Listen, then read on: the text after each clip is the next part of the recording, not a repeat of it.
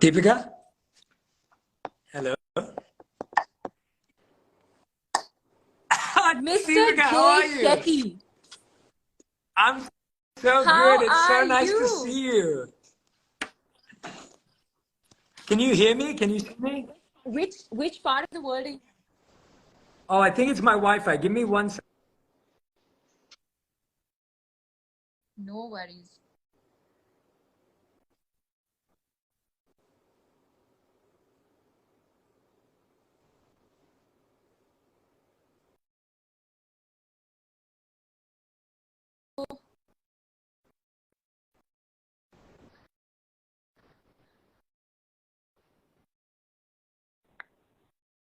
Hi guys, we're just waiting for Jay to join.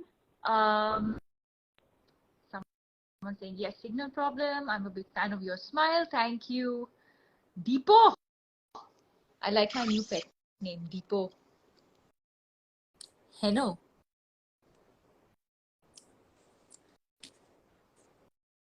We will request.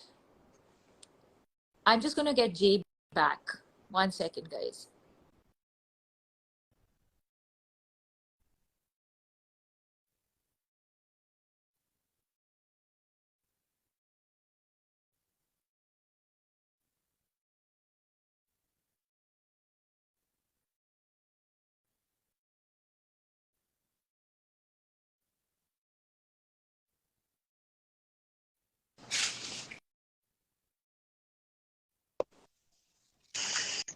Hey, Deepika. Can you hear me now? I can hear you. I can't And see see you. me now? Yes, we did it. So sorry about that. So sorry. Amazing. No worries. How have you been and which part of the world are you in? I'm in London right now and I'm coming to India on Monday. I Yay! hope I hope I get to see you. I know you're traveling as well, and congratulations on Pathaan. It's been so amazing to watch. Congratulations. Thank you. Yes, it has been incredible. I think just to be able to bring so much joy into people's lives. And the cinemas are back. So yeah, it feels amazing. I feel like you've brought back theater. Like I feel like this movie has brought back. Like I haven't even internationally. Just so you know, LA, London, New York. Like the energy that this movie has brought back has I can been unbelievable. feel it. I can feel it in my bones. I can feel I it. love it. I love it. You deserve all of it. Congratulations. I'm so happy for you and so proud of you. Thank you. Thank you. But this is about you and your new baby. Um, I don't know if I'm allowed to say to people, but I'm the lucky one. I got my hands on a copy. And so, Jay, because this says 8 rules of love, I thought I'm going to try and stick to asking you 8 questions That's about perfect. love and relationships. But because you and I can go on talking, I don't know if I'll stick to 8, but I'm going to try. I love it. But I'm going to start by asking, and I'm a really curious person, Jay. I'm always, picking your brains. What, according to you, is love? I love that. That's a great question. And again, before we dive in, I want to say thank you to you for doing this. Thank you so much. You have such a busy schedule and I appreciate Not you at so all. much. All right. Not So at all. I define love as three things. Love is when you like someone's personality, when you respect their values and how they live them, and when you are committed to helping them achieve their goals. And then when they feel those three things back. So I try not to define love as this intangible, ethereal, magical thing because Yeah. we've all looked for that and we haven't been happy. And when you look at love in this way, you realize, wow, okay, I can actually check that. I had a friend someone asked me the other day, they were getting married. They said, Jay, how do I know if I should get married? And I said, well, do you like their personality? Do you respect their values? Do you even know what they are? Mm-hmm. And do you want to help them get to their goals? Do you know what their goals are? I think that's so helpful because I think most of us growing up, um, and I think the movies and music have a huge role to play in that, where I think we're constantly going after that crazy dizzy feeling. And when that feeling subsides or when you don't find that feeling is when you start feeling disappointed, like you said. Um, So that kind of segues into my next question, which was I was going to ask you whether the book talks about romantic relationships only, or does it talk about relationships or like different kinds of relationships that we come across in our lives? So the book is centered around romantic relationships as an opportunity to talk about other types of relationships. So I think a lot of the insights in the book you could apply to friendships, you could apply to family, you can apply to parenting. And I also think a lot of it applies to loving the world, loving the environment, loving the universe, loving your society, loving your community. And so I purposely wrote the book in a way that it's at the heart of romantic relationships, but people can use it and expand it out as well. So I hope that whether you're single and you're looking for love, whether you're married and you want to find the spark again or improve your relationship, or whether you just got broken up with or divorced or are going through a really tough time, the book's designed for everyone. It's not limited to just one area of life. Yeah, it feels really inclusive in a way as well. Yeah. Yeah. And how do you feel love has evolved over generations? That's such a great question. No one's asked me that yet. I've done a lot of homework, Jay. Like, I know, I believe it. Talking to you, so I actually sat down and I have a You're the questions. sweetest. You're the sweetest. I appreciate you so much. You're the kindest person. I think love has changed. It's really interesting. If you look at some of the research, just over 25 years ago, majority would find their partner who lived within 5-mile radius from where they grew up. Wow. So people were more likely to just bump into someone. They were more likely to get introduced to their families. They were likely to just meet someone in their area. Today, people are getting married to people from different parts of the world. People are getting married to people from different cultures, different backgrounds. They speak different languages. So I think that love has become a lot more multicultural and multifaceted. I think another thing that's changed is massively gender roles. I think there were these previous gender roles that people felt they had to live up to in relationships. And I think today we're seeing that being completely taken away, which is brilliant, because you're seeing so many families where the gender roles are completely switched.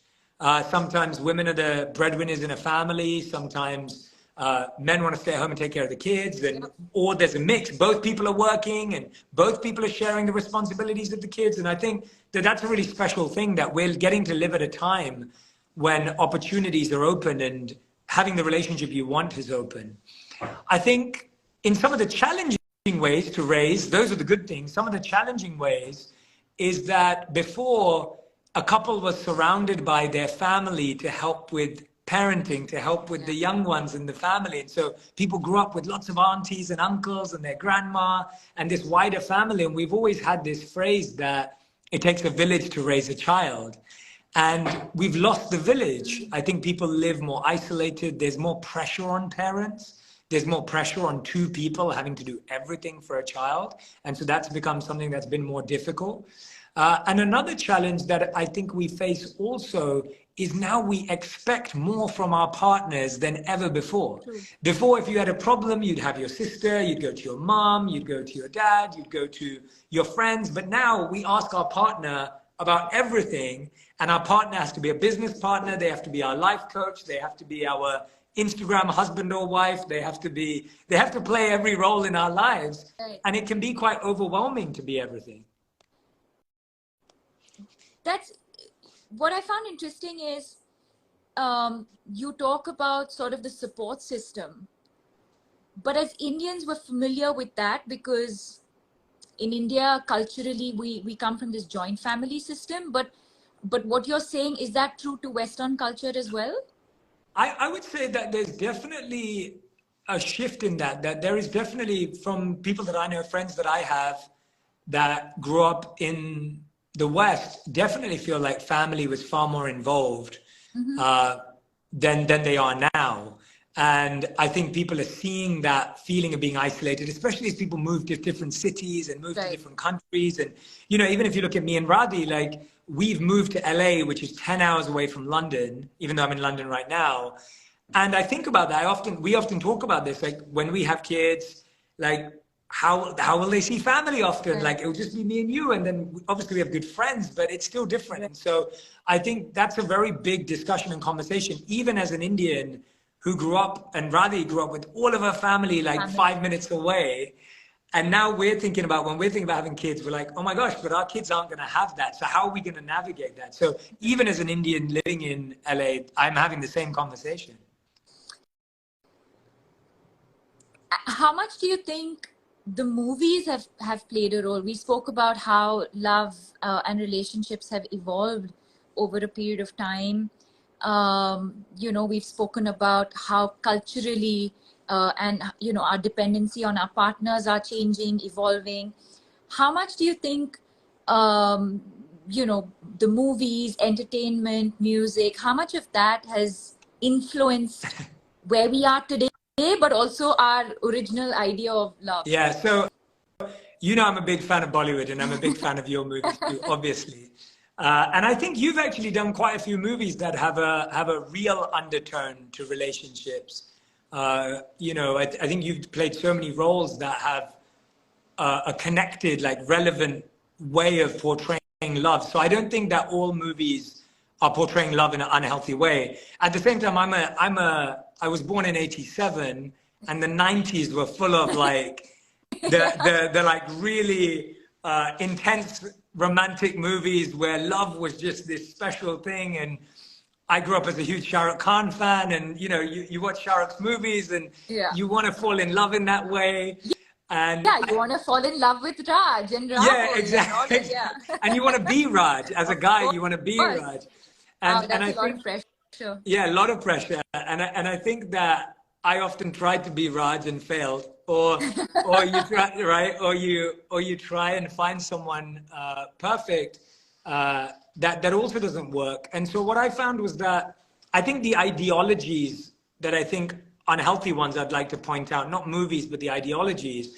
I think a lot of ideologies were the damsel in distress, that the woman is lost, she's confused, she's stuck, and then a man is going to come and save her. I think that ideology is an unhealthy ideology that exists in some movies, that you have a woman who's completely lost. And the other idea is that you're broken and someone is going to fix you. So you see a lot of movies where one of the characters, it could be a man, it could be a woman, they're broken and that they're lost and stuck, but as soon as they met a woman that changed their life, or as soon as they meet someone, it changes their life. And I think those ideologies is what we need to extract. Movies are entertaining. I love movies. I get so much from them.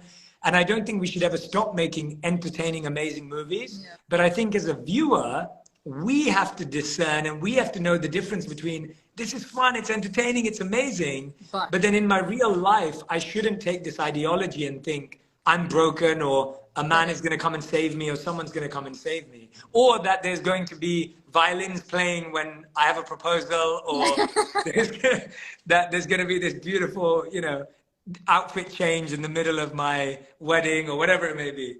Yeah, I think like that idea of perfection, right? Like sometimes the guy is proposing to you and he drops the ring, or I don't know, like I think just the idea of perfection that, you know, that we were talking about, I think we need to manage expectations, and like you said, I think answer the 3 most important questions. How have you and Radhi sort of, you know, your relationship, and both of you are busy and both of you are traveling, and how have you managed your relationship? Yeah, it's been hard, right? It's challenging. It's not easy when you live busy, separate lives with work, or you live across countries, because Radhi wants to be in family with London sometimes. I'm in LA. We've talked about that many times.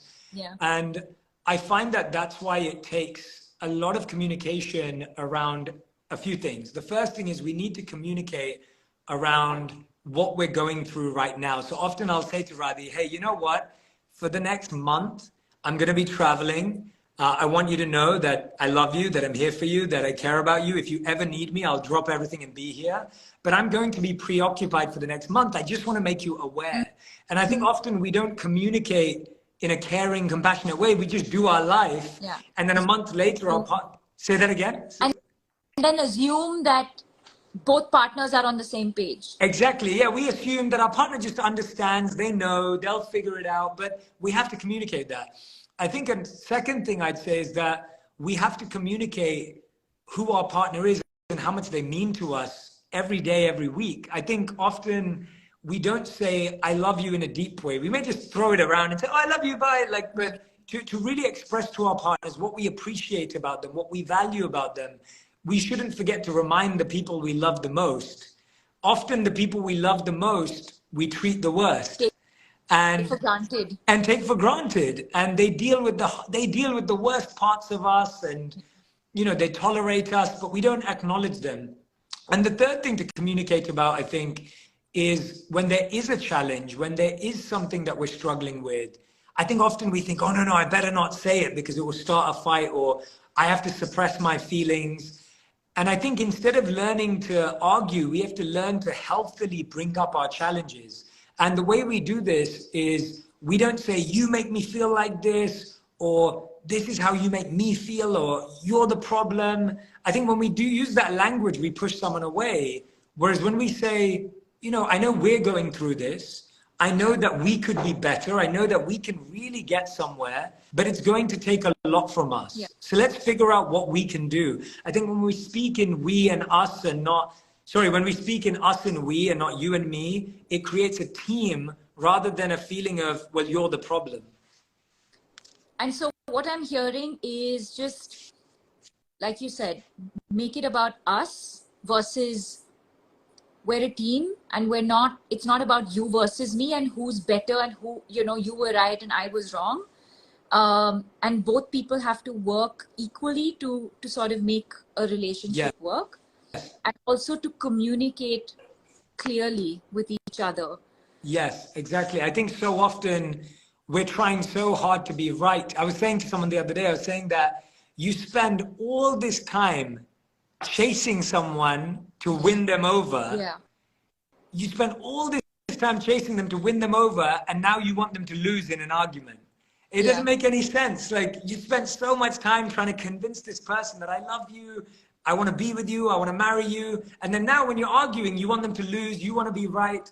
And so I think in the pursuit of trying to be right, you can push someone away. Yeah.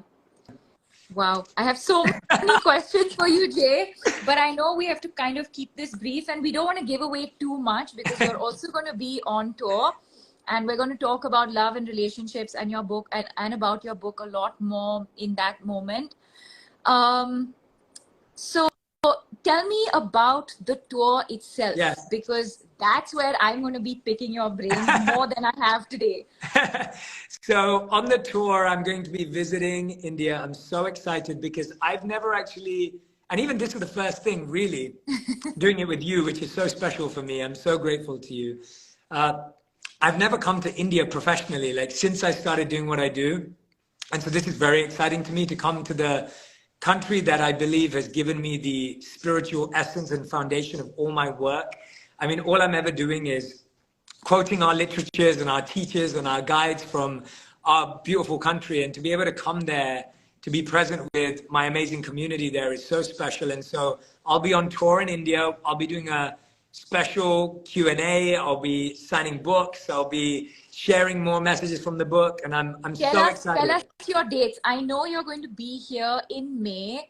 I also know you're going to be in Bangalore and in Mumbai. Yes, I'm going to give you the exact dates right now for everyone who's listening. Yes. So May 2nd, I'm in Mumbai at the Tata Theatre. May 3rd, I'm in Mumbai at the Tata Theatre. May 5, I'm in Hyderabad.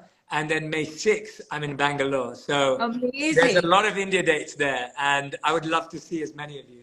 Well, I can tell you that India is really looking forward to having you here. I know a lot of people want to talk to you and listen to you. And we cannot wait for you to be here in May. Yeah. Is there anything else that you think we should talk about or we should cover? I just want to thank you. Or we'll be giving away all of the books.